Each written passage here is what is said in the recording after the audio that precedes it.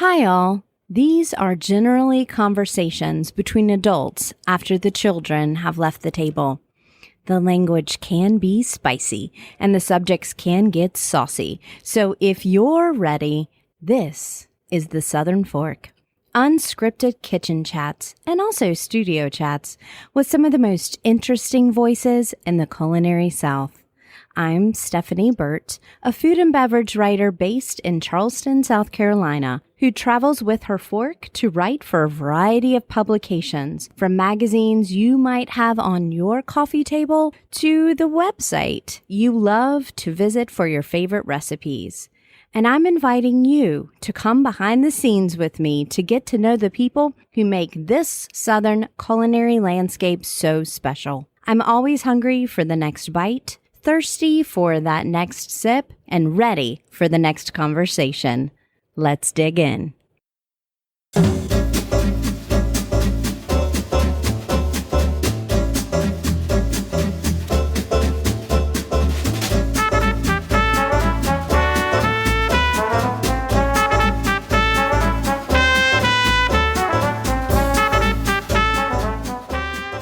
The Southern Fork is sponsored by Smithy Ironware.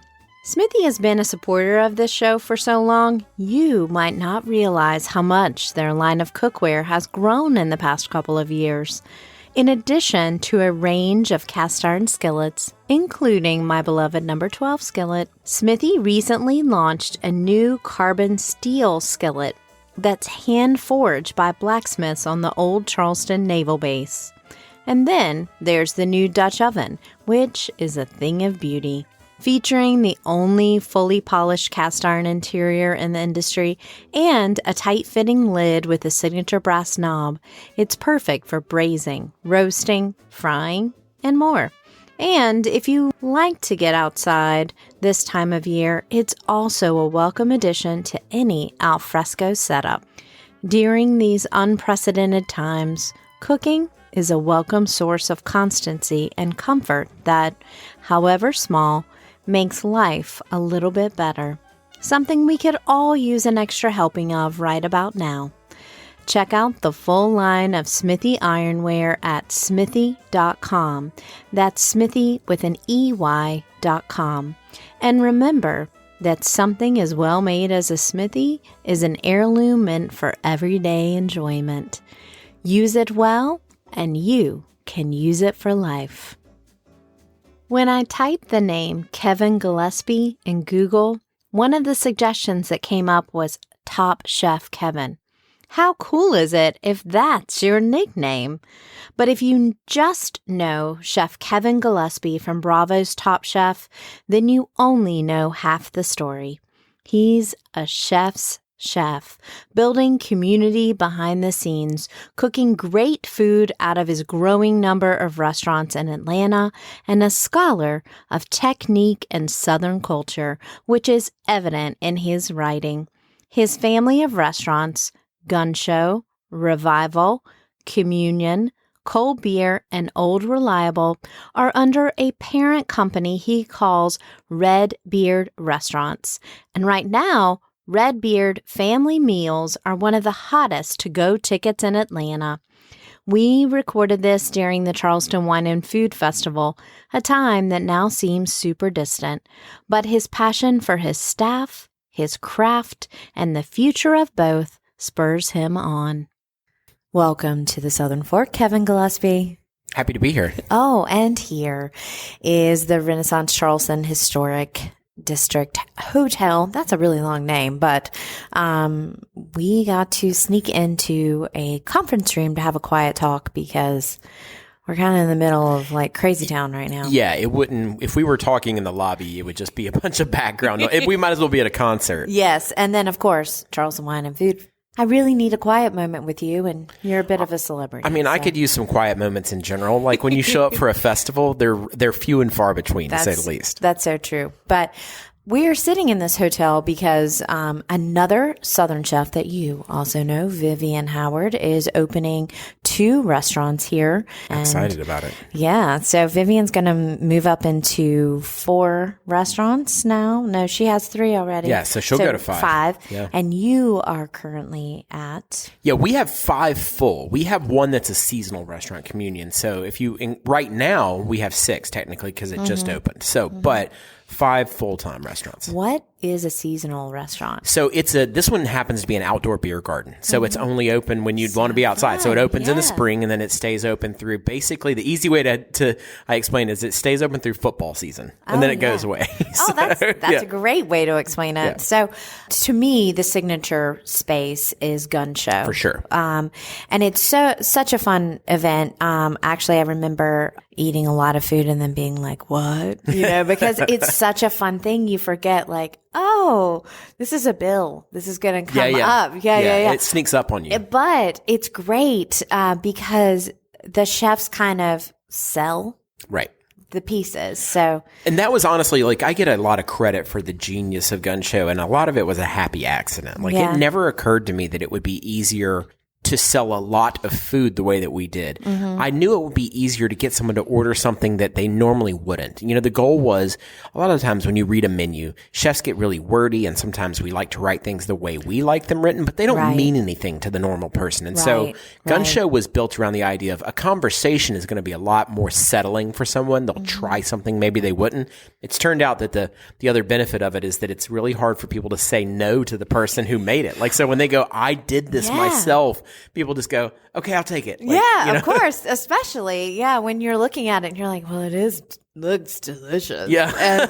And, so it was a really interesting thing because you were kind of at that first crest of the hill of really taking down the wall between the chef and the person, getting back to the idea of actually cooking for people that you're talking to. Yeah, exactly. That was a big piece. And it's something we talk about in our company a lot is that I like to remind all of the chefs that it took me years to realize that I am cooking for someone other than me all of the time. It's so simple.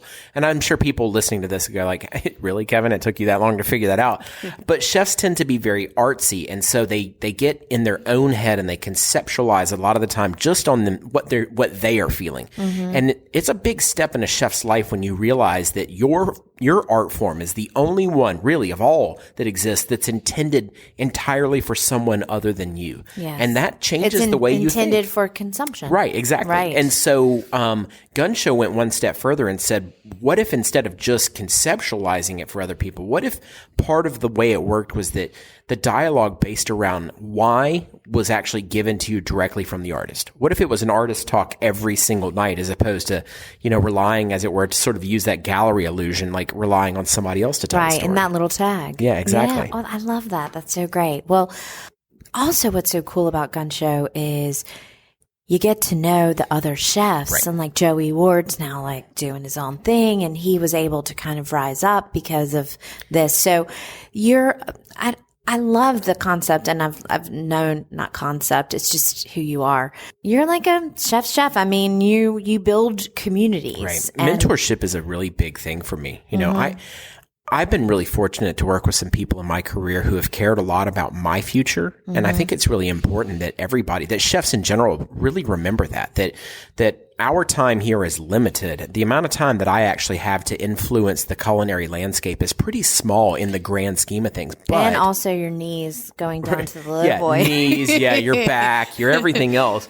But, for me, what I realized was that I actually had an opportunity to influence the culinary landscape on a greater scale if I focused on mentoring people who were going to come behind me, I like that, yeah. And that, to me, I get a lot more reward out of that than anything else. Watching Joey thrive at Gunshow and now going on to build Georgia Boy and Southern Belle has been really big for me. He's an example of our system working the right way, empowering people, teaching them, and then also helping them when the time is there, giving them that last little boost of courage out the door, which is challenging for business owners. And it's hard because you're having to sacrifice yourself in a way. Well, that's what I mean is that it's this is the lesson that the business owner, now putting that hat on, has to remember is that you have a responsibility to do that. And so there will come a time when it's inconvenient for you, but it's the best thing for the people who work for you. Yeah. Yeah. That's interesting. Yeah.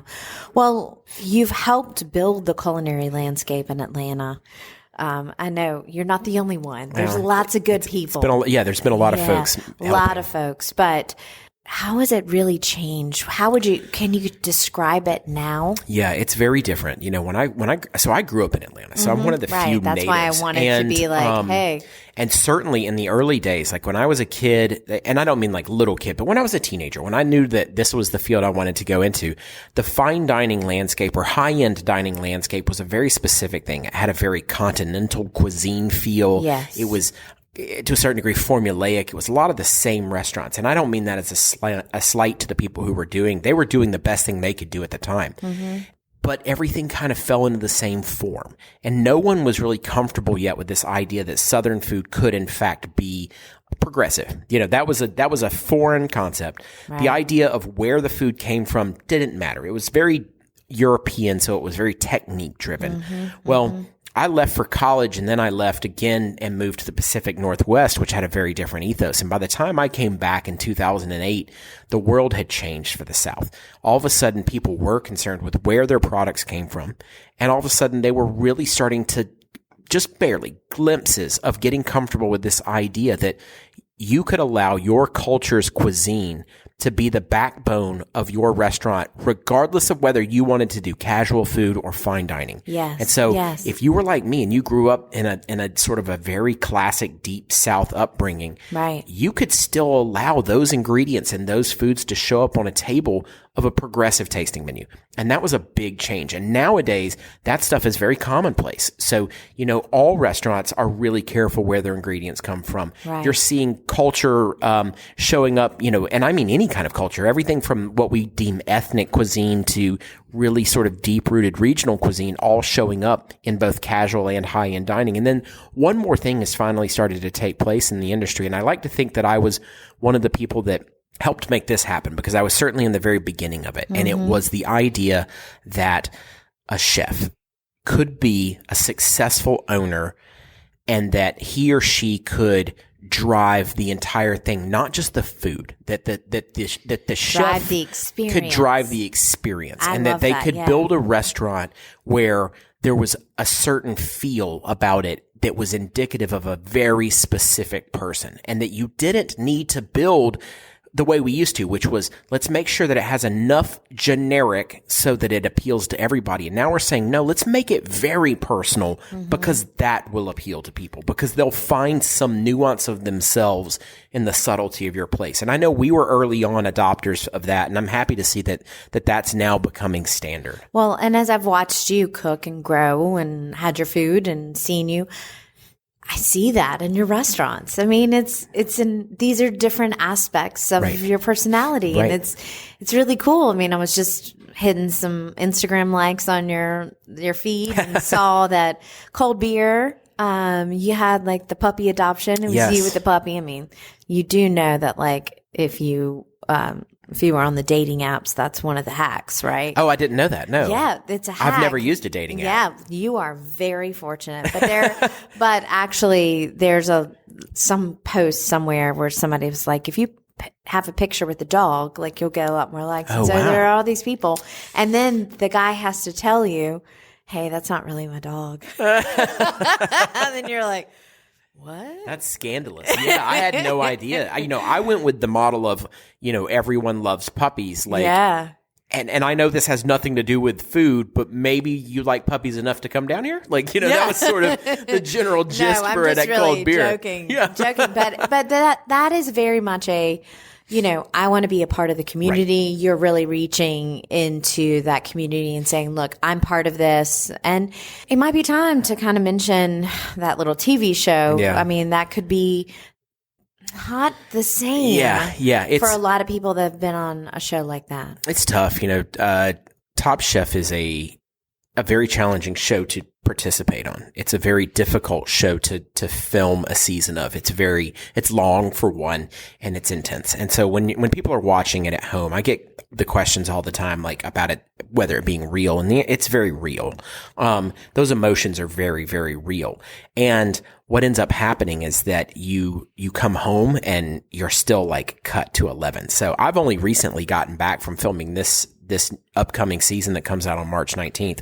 And tell us what the title is. So this one, okay, I don't even know if I'll get this right because I think we have multiple titles. So this is Top Chef Season 17, which is an All-Stars season. So Top Chef All-Stars 2020 Los Angeles. It's quite the mouthful. It's even more than the name of this room that we're in. It's got a long name to it. So call it any of those things and you'll find it. But it's all returning finalists or fan favorites. Basically, you had to kind of, as it were, qualify to come back for the season. And you were a fan favorite. I was, and a finalist. So I guess I checked both boxes. Ding, ding. But I hadn't been back for 10 years, a full on decade between filming seasons, and what that basically translates to, by the way, is like I'm older and slower and fatter. And so like all of those things you would not pick those if you were like, how can I be the most competitive possible? Like that's not what you would normally go with. Hey, call me in a decade. Yeah, exactly. I'm going to rock it. I want to be able to slow down some physically, and I also want to be less mentally acute because I'm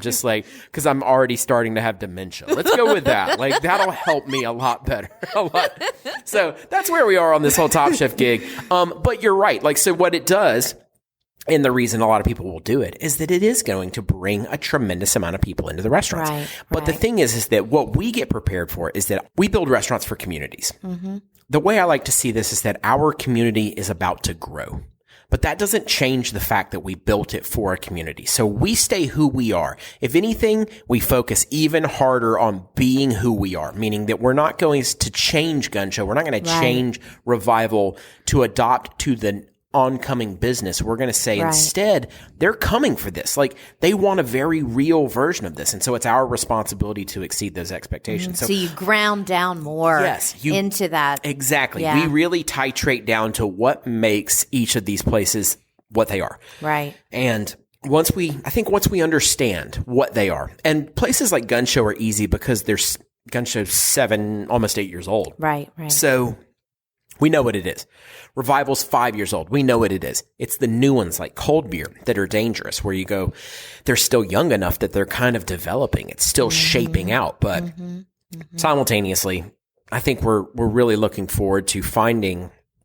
The first time I did this, I was blown away by the amount of support I got from the community, the amount of people who were really standing behind me and cheering me on. And then, you're showing a hometown up. guy. And people are like, we know him. Yeah. Like, our kids went to high school together. Yeah. You know? It's amazing to me though. Like I honestly didn't expect the volume of it. And I would never assume that the same thing would happen twice. It's like assuming lightning striking one place twice. But I am looking forward to what happened the first time, which was meeting a lot of people that I hadn't met before and having an opportunity to serve my food to a bigger audience, because I think that's what all chefs inevitably want, whether they say it or not, is that I want to know that my food resonates with people from every walk of life. I'm not satisfied with cooking for a single class of people. I want to be that guy who, it doesn't matter whether your last meal was at the French Laundry or at the Waffle House, that you found my meal inspiring. Totally. Well, you just participated. I mean, you segued. He's a little good. He's had some media training.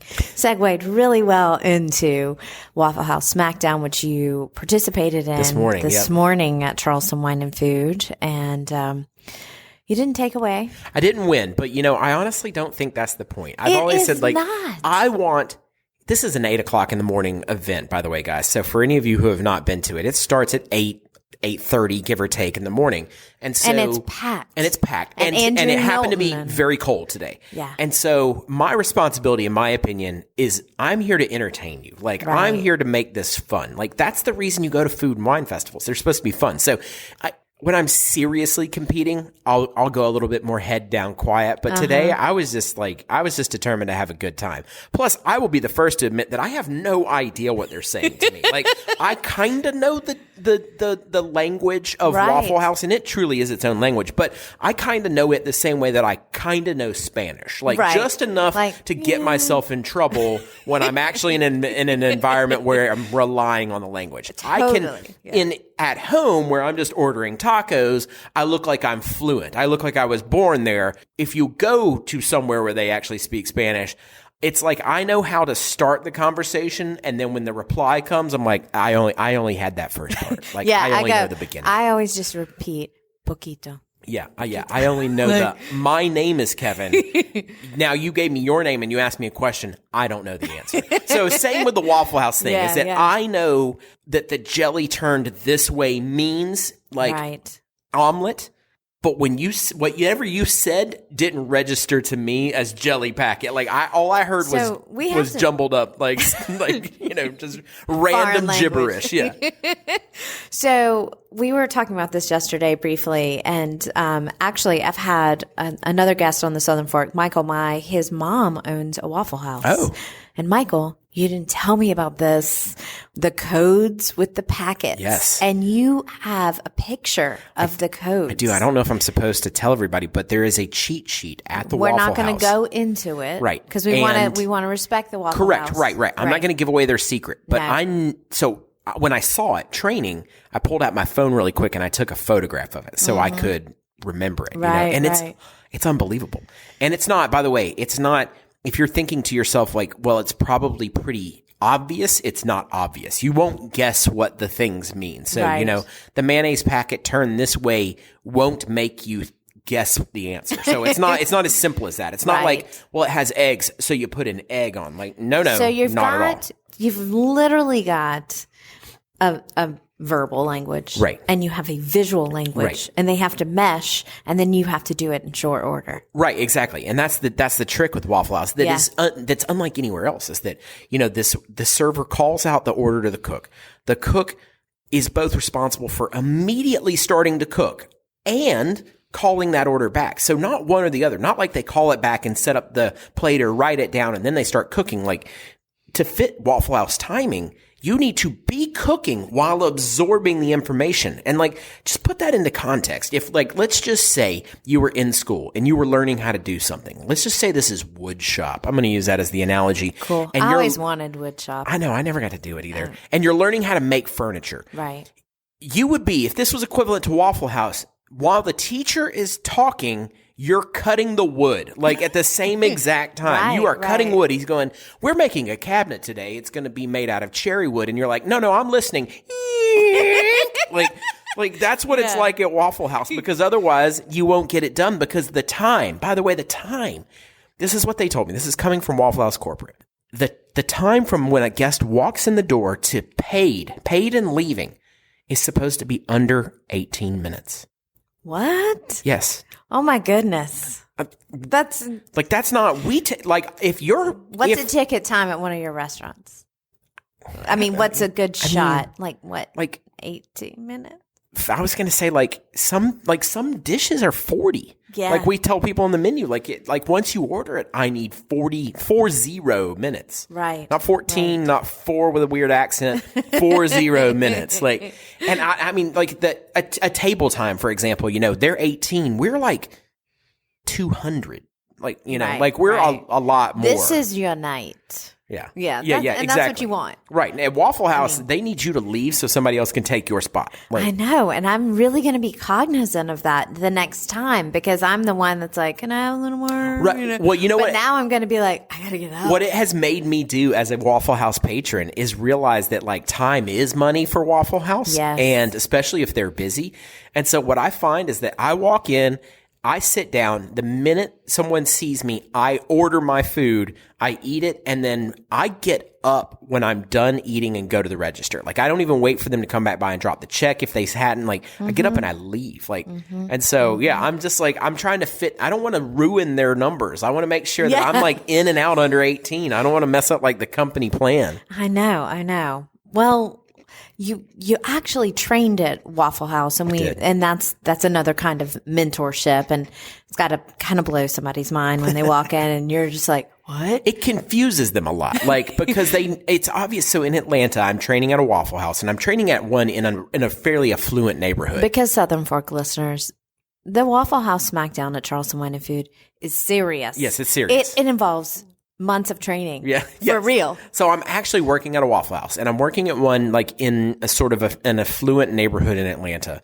And as people are coming in, they're looking at me and they're like, and you can tell the recognition of, I know that person, but the context does not make sense. Right. Because I'm in a Waffle House uniform. Right. So I can guarantee you that people are leaving thinking Kevin Gillespie has a doppelganger who works at the Waffle House on Northside Parkway. Right. And no, that's just me. And if I messed up your eggs, I'm sorry. Like, because I cooked your food, part of the training is basically like, I just made your stuff. So if that like double quarter cheese plate deluxe didn't come out right, that's on me, man. Because I just learned what that even means. It was like, I used to be an adjunct instructor, and I would grocery shop after teaching, and I would see, I remember the first time I saw a student and I was kind of like out of the classroom. Right. And the student was like, "Is this Bert?" And I was like, or Miss Bert, thank you, or Stephanie, however, whatever they said. Right. And they was like, yeah, and they're like, wow. And I was like, yeah, I eat broccoli. I'm going to grab that. Yeah. Good to see you. Yeah, you're like, I have to grocery shop too. Like, I'm not a hologram that comes out of the classroom. Let me tell you that it, on a whole other spectrum, is that experience once you've done television. Like, I know it's coming. Like within the next couple of weeks, like this experience will happen. I will be at Whole Foods. I will be buying groceries, and someone will come up to me and they will say, "Oh my God, I can't believe that you that you shop at this grocery store." And I have to be like, I am not balling at the level that you think I am, where I have like personal shoppers or my own grocery store. You're going to be like, pumping gas. Yeah, too. exactly. Pumping gas, and they're going to be like, what? Yeah. Are you getting unleaded regular? Yeah, or exactly. You're Like, are you just all premium? Did you pour some of it on the ground? Like, you're just like, yeah, exactly. There's a lot of illusions here. People will be shocked when they see that I also have to buy toilet paper. Things like we didn't hire someone recently to do that for us on our behalf. Yeah, so. there's not artisanal handmade paper coming. Yeah. We don't have bidets in every room. Yeah, so just like and 5. Egyptian cotton towels. Like, no, I live a life just like everybody else does. So, but it's funny to me when that happens. I think it's one of the comedies of life. Like when people see each other outside of the context that they know one another in, and the fact that no one knows what to do when that happens. Like we as humans have not figured out how to handle that situation. We're just like, what are you doing here? Yeah, this doesn't work. And don't be mad at me. Yeah. I'm just trying over here. Right. It's either awkward or confrontational. Yeah. Sometimes if you're lucky, it's both. Yeah. So, okay, we didn't even really talk about the illness and recovery, but you are cancer-free? Yeah, I mean, we hope so. It's cancer-free is one of these things that people say that is kind of a little bit of a misnomer, because if I understand it correctly, you're cancer-free after a lot of years of being cancer-free. Yeah. I am only just over a year now, and now both checkups have been good. Like, so I am fine right now, but I was told like once we're at the 5-year mark, if nothing has like come up, then we'll call it cancer-free. So It's a little bit of something that you live with and you dread a little bit. I won't pretend to say that I'm not afraid of getting sick again in the sense that I don't think about it every day.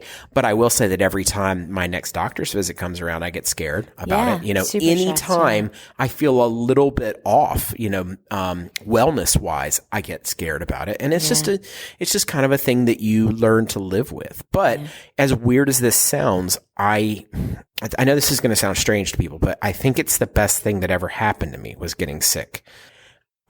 I think I was a little bit of a maniac, like in my career. Like I've always been, whether you want to call it blessed or cursed, with like tremendous amounts of ambition, like just probably way more than any real person could ever need or use.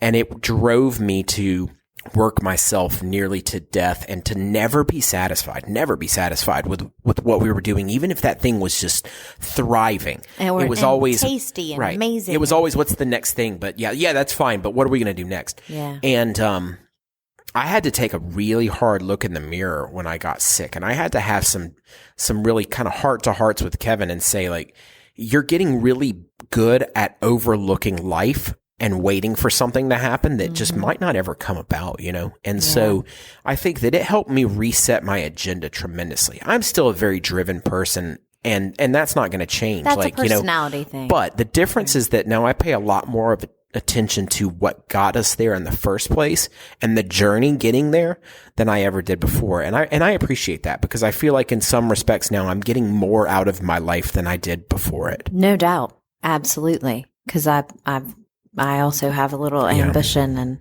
you got to enjoy the journey, because that's the bulk of life. Yeah. It's really easy to be unsettled all the time. Yeah. Sure. And for some folks, and I'm including myself in this, it's easier than it is for others, to live that sense of just constantly unsettled and unsatisfied. Yeah. But, getting sick, first of all, finding out you were sick, dealing with that emotionally, then getting much, much sicker, because that's the other part with cancer, is that it's like you get sick and then you get really sick. Right. And the really sick is for anyone who's been through it, they know what I'm talking about. For anyone who hasn't, it's like spirit breaking sick. Like you're so sick and you feel so bad that you just want to be done. Yeah. And, going through that cathartically and realizing that, hey, it's okay to have that emotion, to be like, I'm just over it. Like some days to just feel like you're over it, but other times to recognize that you have to do that part. Like that part is necessary, not just medically, but it's necessary emotionally and mentally to prepare you for the rest of the life that you hope to live, this really long one where you don't squander the time that you have on the earth. And that's where it has changed me, and why I think it's valuable is that I had to pay a big price to get this clarity, but I have it now, and it means the world to me. The ambition is shifted. So we're at those 4 questions, and that's like, what makes you hungry now? Honestly, what makes me hungry right now is that I've had a taste of something that I hope to have a lot more of, which has been not the success that most people would think of when they think like, okay, money, but how many people I've been able to employ and how many people I've been able to affect their life positively. It's the most addictive thing I've ever seen in my entire life, and I want more of it. And so it's figuratively, as it were, that's what makes me hungry right now, is like this constant need to feed that. Yeah. Yeah. Oh, what actually makes me hungry are buffalo wings. Oh, I love a buffalo wing. I love hot wings. I really like, I'm a dry rub. Yeah. Well, so I'm calling them buffalo wings because my grandfather is from Buffalo, and that's just what I've always called them my whole life is buffalo wings. But I'm really implying all chicken wings. All chicken wings. Yeah, wings of any sort of form or ethnicity. Like, I like them all. Like, if they're on your menu and I come to your restaurant, I am ordering the wings, even if I didn't intend to. I love it. I love it. Okay. What is one aspect of your job that really meshes or clicks like a puzzle piece with an aspect of your personality? So I think that for me, one of the things that is one of the things about my personality is that I feel the need to work through the pieces of things. I'm not satisfied in life with just being told a fact and never investigating what's behind that fact.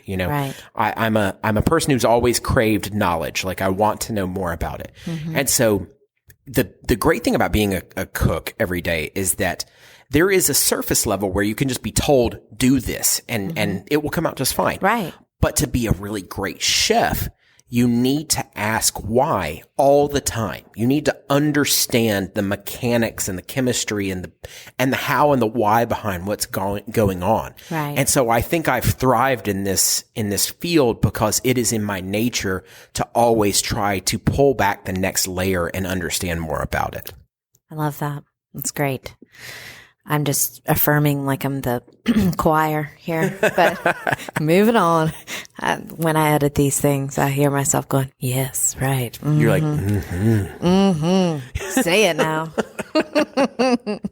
What keeps you up at night? I'm going to do my new podcast, the monosyllabic podcast, where we just use, yes. No. Yeah, exactly. That's it. We're going to go for an hour. So. It's going to be riveting. I can see that one shooting up the iTunes charts before you know it. There you go. Well, what keeps you up at night? Stress. Me too. Anxiety. But it's always for the exact same reason. So the other side of that exact same coin of like craving that success of helping people right. is a paralyzing fear of letting them down. Yep. And I have literally hundreds of people at this point who rely on me, for a check every week for the livelihood of their families. And the idea that I would ever disappoint them, or that I would put them in a position where their livelihood was compromised, or that I would hurt them, even if I didn't intend to do it directly, I lose a lot of sleep over that every night. I want to be the perfect boss, knowing that I can't be. I want to be an inspiring leader, knowing that some days I'm probably not inspiring at all. But the thought of letting them down crushes me. And I would say that keeps me up at night more than anything. Got it. Yeah. Heard. Yeah, I care a lot more about my team than I do about myself. And I like to think that's a mark of a good leader, but it comes with some consequences that are pretty challenging to deal with some days. Yeah. Things get heavy. Yeah, they're really heavy. And what's funny is that, like, one of the things I like most about my industry is that it's meant to be celebratory and lighthearted and fun. And so, I mean, that's the irony of all irony, is that it's incredibly heavy to carry that burden in a world where you're meant to be having a good time all the time. That's there's your, like, if somebody wants to, like, unravel that riddle and, like, work it out for me, I would really appreciate it. You can feel free to email me anytime with the answers to that. I think it's just the journey. That's the experience, right? Yeah. Okay.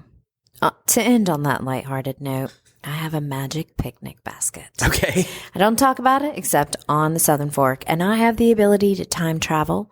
I have the ability to conscript any chef. I can also cook a little, although I'm easily intimidated. And I can source. So what is going to be in that picnic basket? Oh, man. Well, so I have to ask some questions about the picnic basket. So where are we going on this picnic? Well, is this like one that travels with you at all times? No, it's just like that special meal. I see. That special picnic meal. So I used to say that it was the death row meal or the, but honestly, I could share this with you and whoever's listening. I have a problem with death row. Yeah. So I don't want to say that. You know what? I appreciate that. I get asked the death row meal thing all the time. So I'm trying to shift. I've been shifting it over the past year to the picnic basket idea. Magic picnic basket. And now I'm just ignoring, for 2020, no more death row, just picnic basket. Yeah. Well, so mine is all over the place because there's things in this world that I want to taste or have wanted to taste that I hate that I can't, Right. This basket is going to inevitably be full of so many different heirloom varieties of things that we don't have anymore. I would have loved to have had a chance to taste, the apples that were being planted in the United States, like pre-Revolutionary War, because they were so different, tasting the tomatoes that my great, great, great grandparents were growing. Or like, Thomas Jefferson's at Monticello. Yes, exactly. Yeah. That's going to be in there. So, I think that there's some foods that to me, they just always make me happy. This is actually great timing because I'm in Charleston and one of my favorite places is here. And you're in fact wearing a Rodney Scott barbecue shirt. Yes. I love Rodney Scott. I love him as a person. I think he's a great man and he's become a very good friend of mine over the years, but I also admire his dedication to his craft. And he just happens to make something that I think is one of the most culturally important foods that we in the Americas have, and that is barbecue. Yes. It's something that whole hog barbecue. Yes, whole hog barbecue. Barbecue shows up all over the globe.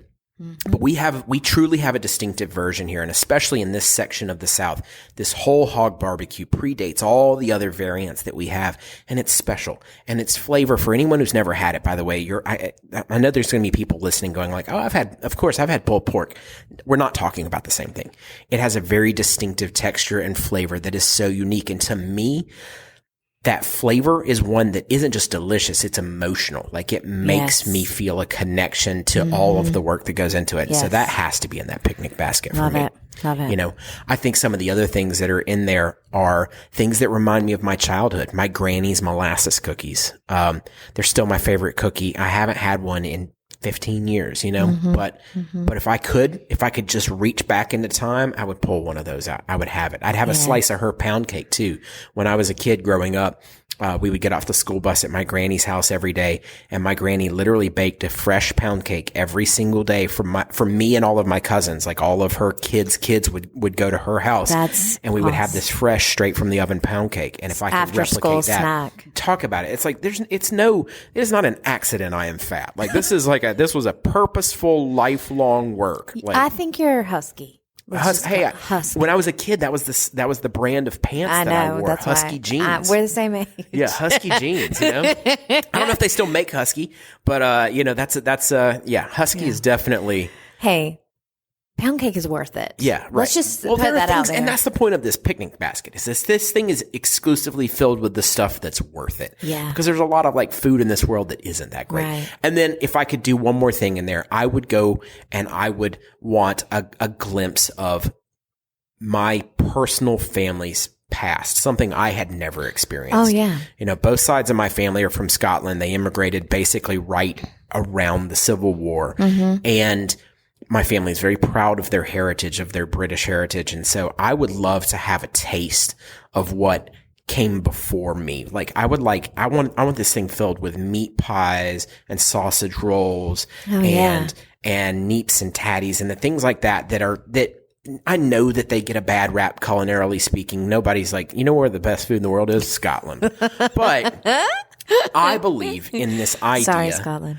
That I think that the blood that pumps inside you moves you as a person to be something unique. And there are elements of inside that blood and that programming that makes things that aren't special to other people special to you. Right. It's not an accident that every time I'm somewhere in the mountains and it's kind of misty and rainy that I feel actually more happy then than I ever do. And people would go, on a crappy, rainy, cloudy, wet, cold day, your DNA is reacting. It's programmed into me. Exactly. Mm-hmm. And so I want to taste those foods because I know that inevitably one bite of them, it's going to feel right. It's going to feel real. And that's something that nowadays as a chef, my inspiration doesn't come from the fanciest meals I have.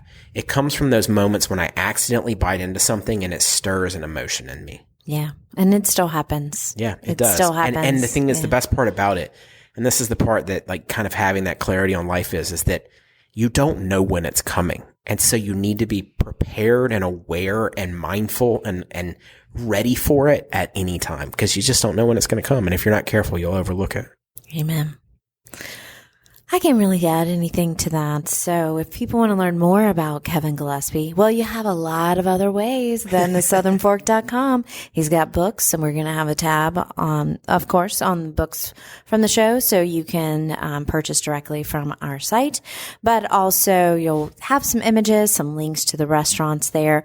If you like what you hear, we mentioned Rodney Scott. I got an episode with Rodney Scott, so you should pop into the archives to see and listen to that. I enjoyed this so much. Yeah, it was great. Thank you so much. Thank you so much for coming today. So until next time. Thanks, guys. Hello and welcome to Talking with My Mouth Full. I am chatting with you per usual from my miniature walk-in closet, but I have taken the opportunity in the past week to spring clean it, and it is nice and neat, and all the clothes and shoes are fresh and organized for the moment. It also helps that I'm not wearing anything but workout clothes, so they're staying organized. But despite that nice industrious thing that I just told you, I know I'm going to shock you when I say this, but I don't always have it together. I know. You can't, it's hard for you to believe. I know. But, I got some anxiety. Kevin Gillespie was chatting about this today, that's a flip side of like super ambition or actually wanting to reach out and be able to support other people like his employees. And there's a flip side of that, of really feeling crushing anxiety for the possibility of letting them down. And gosh, that sounded really familiar to me. And of course, right now with this, what we are all dealing with, good days and bad days, right? And one thing I was mentioning to a friend, and she was like, you should write about that. And I was like, gosh, too anxious to write about that. I'll just talk about it on the podcast, is the fact that cooking really has been a way that I can ground myself. I think a lot, and I have to think a lot to come up with ideas, to write them, or to interview people. I mean, like I'm in my head a lot. And sometimes that's, it's often kind of a pretty scattered place to be. So when I decide to cook, if I can really concentrate on cooking and really just get into cooking, I will get some moments of relief. And right now, that kind of self-soothing that is still healthy self-soothing has been very helpful for me. Case in point, I actually practice on a few things. I know I see all of you out there baking for the first time. Welcome to the party. Been here. Just wait until you make your first homemade buttercream. It's going to happen. You're going to make frosted triple layer cakes next. Come on. We know. I've always cooked some, sure, right, food writer, but I'll cook the same things over and over. So during this time of solo distancing, I have, needed to ground myself, and I've chosen some new recipes. And if I can actually get in there and put on some music, not the news for a minute, then I can actually have a really great task that helps me start again the next day. Yeah, I can always tell I get a little bit scattered and I'm eating leftovers for multiple days. I don't cook every day. Good luck to y'all that you do. And grandmothers out there that cooked every meal, man, it's just beyond me. But I'll cook every few days, and if I wait too long, I can tell. Not just because I'm not eating as well, but because I'm actually feeling more scattered. And so cooking is a way to ground me, and I'm happy to have it now. And I'm happy to see on the Instagrams that more of you are trying it out or rekindling or being interested in experimenting. So happy cooking. I'm cooking too. And hope you feel some grounding after you put together a meal that is satisfying for you and your family. All right. Until next time.